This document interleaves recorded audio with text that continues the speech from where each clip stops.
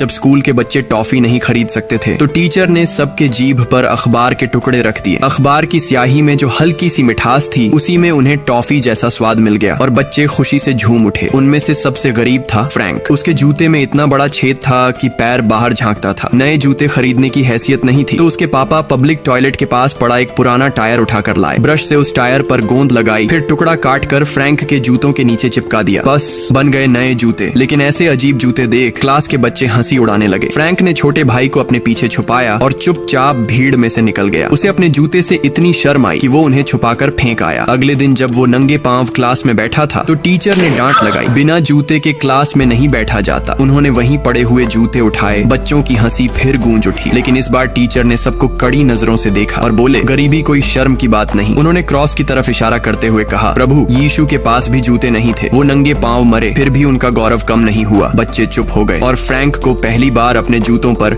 शर्म नहीं गर्व हुआ। लेकिन तभी घर में कोयला खत्म हो चुका था और उसके पापा एक राहत पत्र लेकर कोयला लेने निकले थे। उस दिन स्टाफ ने कहा कि वो बहुत देर से आया है। फ्रैंक जमीन पर गिरे कोयले को उठाना चाहता था लेकिन उसके पिता ने उसे रोक दिया अपनी इज्जत के नाम पर। बोले, हम भिखारी नहीं हैं, लेकिन ये खुददारी अब किसी काम की नहीं रही थी। बच्चों को कुछ गर्म खाने की जरूरत थी। आखिरकार माँ ने खुद बच्चों को साथ लिया और वो कोयला उठाने चली गई। पर तभी छोटे बेटे की हालत और बिगड़ गई और फिर वो इस दुनिया को हमेशा के लिए छोड़ गया। उधर पड़ोसन के पति ने इंग्लैंड से पैसे भेजे थे। औरत ने अपने बच्चों को बुलाया और सबके लिए चिकन बनाया। उस चिकन की खुशबू ने फ्रैंक के घर के सबके मुंह में पानी ला दिया। यही देखकर फ्रैंक के पिता ने भी फैसला लिया कि अब वो इंग्लैंड जाकर पैसा कमाएगा। उसने अपनी बीवी से वादा किया कि हर महीने पैसे भेजेगा। लेकिन जाने के बाद उसका कोई अता पता नहीं चला। अब पूरे परिवार की जिम्मेदारी फ्रैंक पर आ गई थी। स्कूल से लौटकर वो कोयले की फैक्ट्री में काम करता, फिर दर दर जाकर कोयला पहुंचाता। उसकी पीठ पर रखी बोरी उसी के बराबर भारी होती, लेकिन फिर भी वो कभी नहीं रुका क्योंकि माँ का बोझ हल्का करने का जज्बा